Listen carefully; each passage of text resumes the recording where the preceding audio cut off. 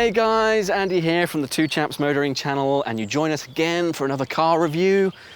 Rich has texted me the details. It's a Seat Leon we're doing today. There it is. Oh, she's a bit of all right, isn't she? Oh, yeah, Rich is even inside, ready to go. Let's go say hi. There he is. All right, Rich. How's it going, bud? Nice. Bit quieter than usual.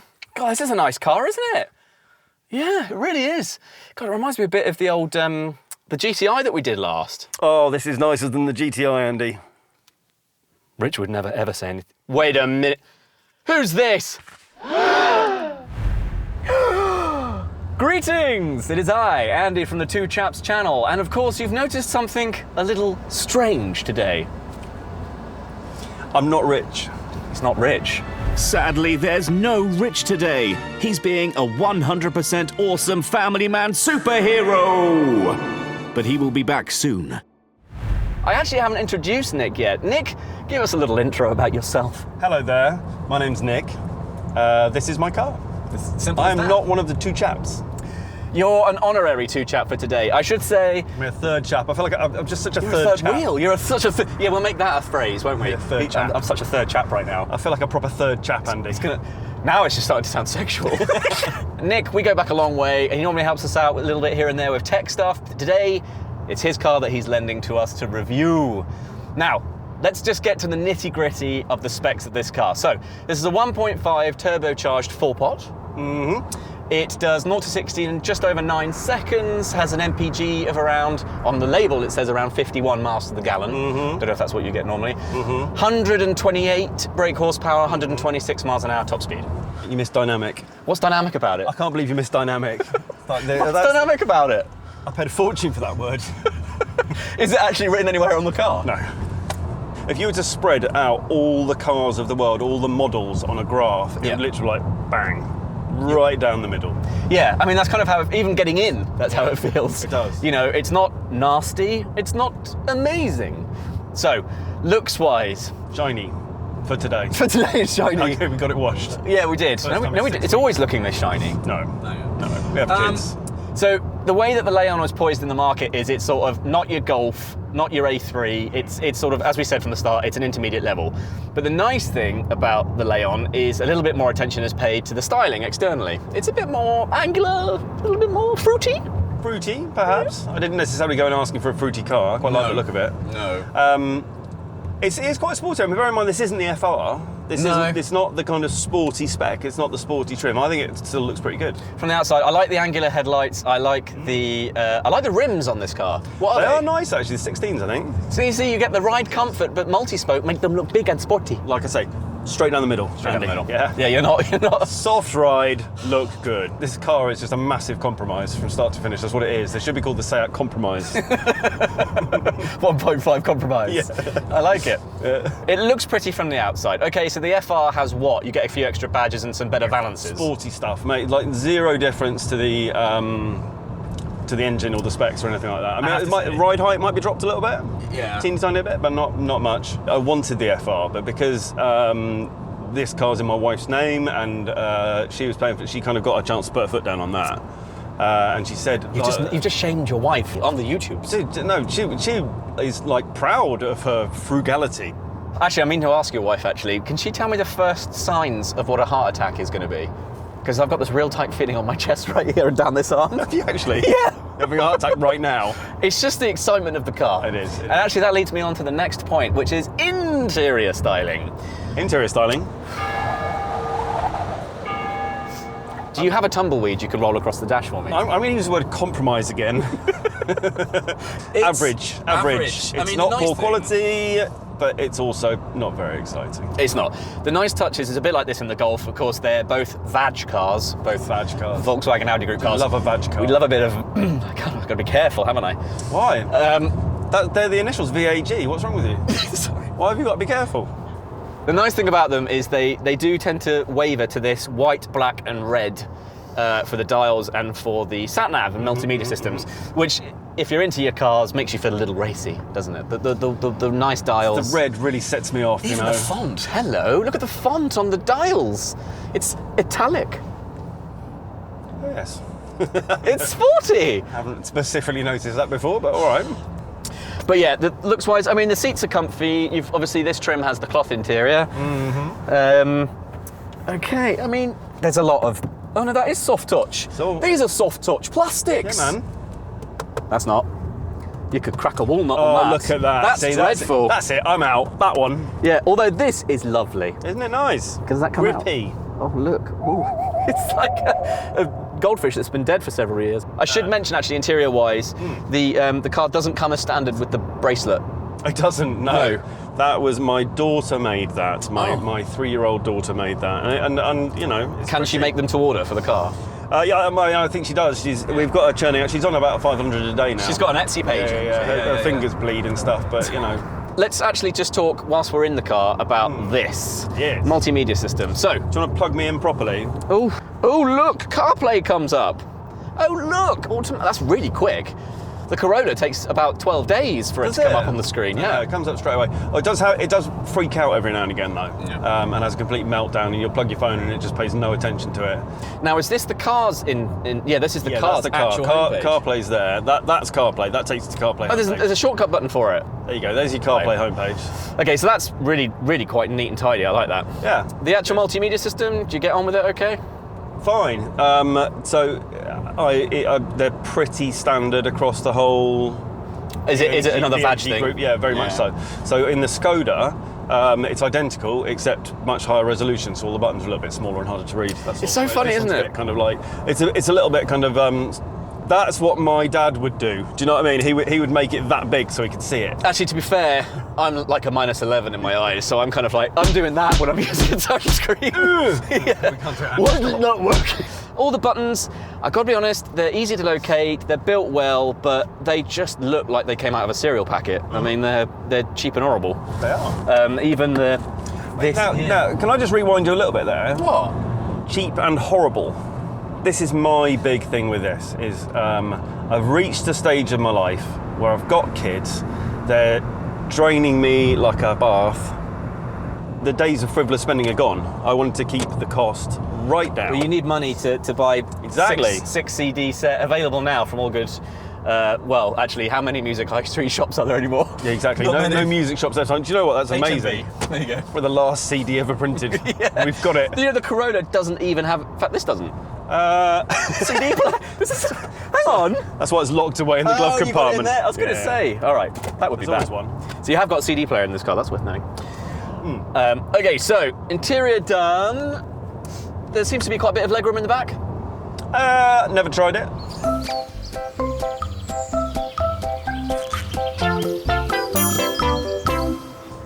Kids have. Yeah, exactly. Well, the kids have. Do you know what? Actually, once you've got an ISOFIX seat in there, you do have to be a little bit careful.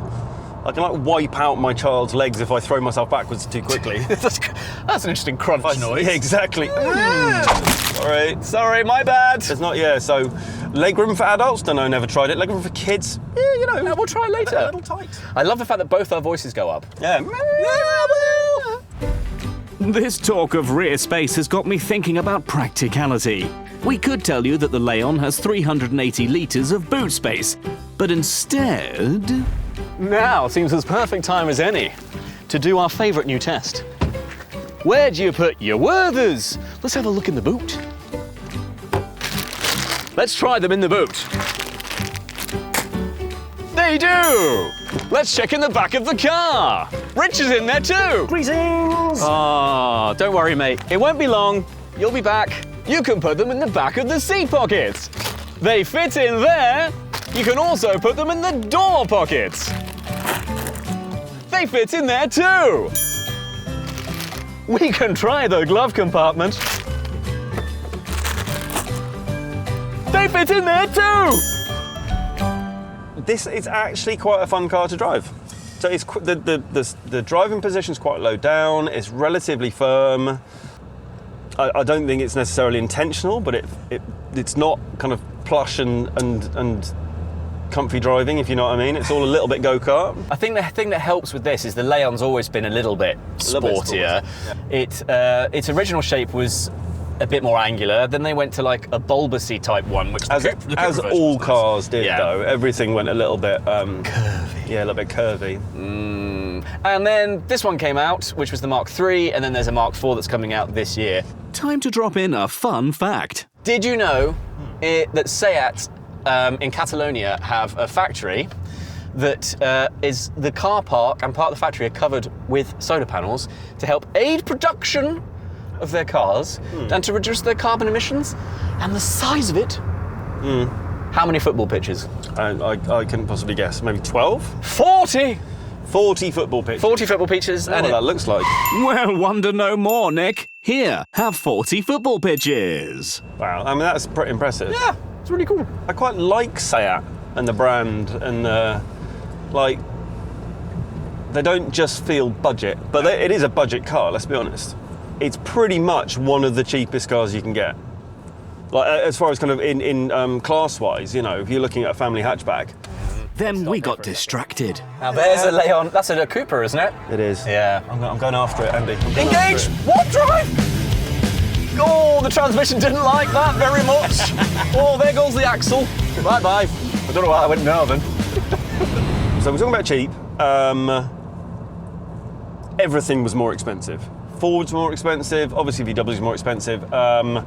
Even a Dacia. Once you start, you know, once essentially you say you want wheels on it, it makes it more expensive than a Seat. 12 points to you for saying the word Dacia correctly. Yeah. Not For you- Dacia. for you, yeah. Thank you, dude. I appreciate it. You did your research. I did. Okay, so you looked at the rivals for this car. The other options you can have are things like the Focus, things like the Focus, Civic, yeah. Golf is A3. supposed- Golf A3. 1 Series probably. Yeah. And again, you've just said it, comes back down to cost. If you want a frugal car, you really should start here, I would say. I would say so. Now, talking about used prices, I did a bit of auto tradering, which, by the way, I do about 18 times a day anyway. Yeah. I found one of these, exactly the same trim, exactly the same age, 3,000 miles on the clock for just over 11 grand, which is amazing value for money. nuts, isn't it? £11,000, even if you finance that, I mean, it would just be the bargain of the century. Yeah. It really would. Well, it's not a bad car for the money, No, I'm happy with it. Thrilled you know, with it. and it's Yeah. built solidly as you like. Yeah. Can we now talk about engines? This is obviously a 1.5, but the range goes literally from like a 1 or a 1.2 turbocharged lump, and you can get all the way up to a 2-litre diesel as well. Do they still make diesels? I thought diesels were being like outlawed. But if you're buying used, Oh, that's true. Yes. they're still all out there. Okay, so this 1.5 TSI, 128 brake horsepower. What's the performance like, Nick? Tell me, do you ever want for power? So, sorry. Go on. You okay? I'm having a moment. All right. We decided that the best man to test the true performance of this car was a man with the best driving skills in the business. Now just ease the clutch out gently, please, Andy. And when I tap on the dashboard, I'd like you to perform an emergency stop. Okay. Oh, f***ing hell. I think we all agree that needs an action replay.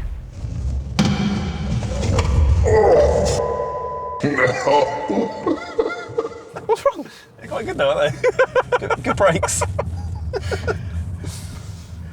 I gotta be honest with you, the turbo in this feels pretty non-existent. It does, doesn't it? Now, is that because it's wonderfully blended and it's an incredibly, or is it just because the turbo's I know people hate turbo lag, and late turbo, like proper turbo lag, is really irritating. Yeah. But I almost like feeling a tiny You want to delay. feel a bit, yeah. Because wanna then you like feel and you think, ooh.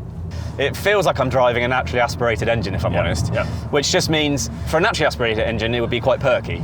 You know. So this is it. So for a 1.5, it puts out a fair bit of power and feels quite nippy. Yeah. So the turbo's doing something. Yeah. You just don't know where it is.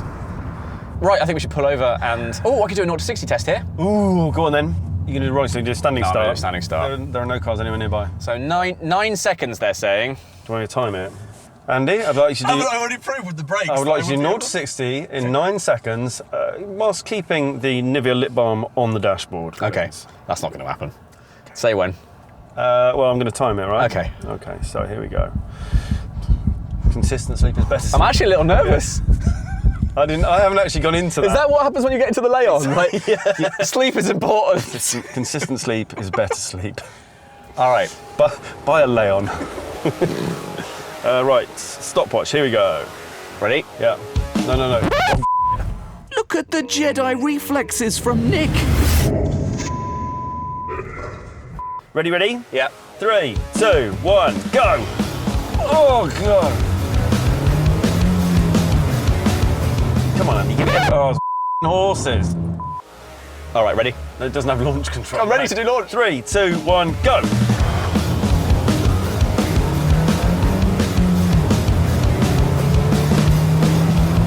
Keep that foot down, Andy. Come on, you can do this. You can do it, There you go, Andy. stop. For God's sake, man!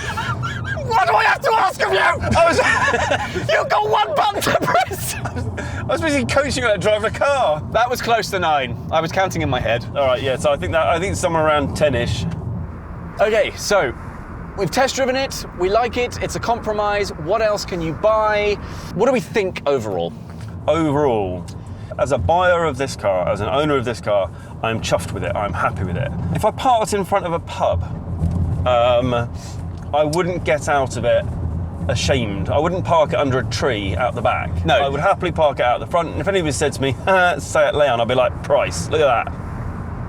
I think that about wraps it up.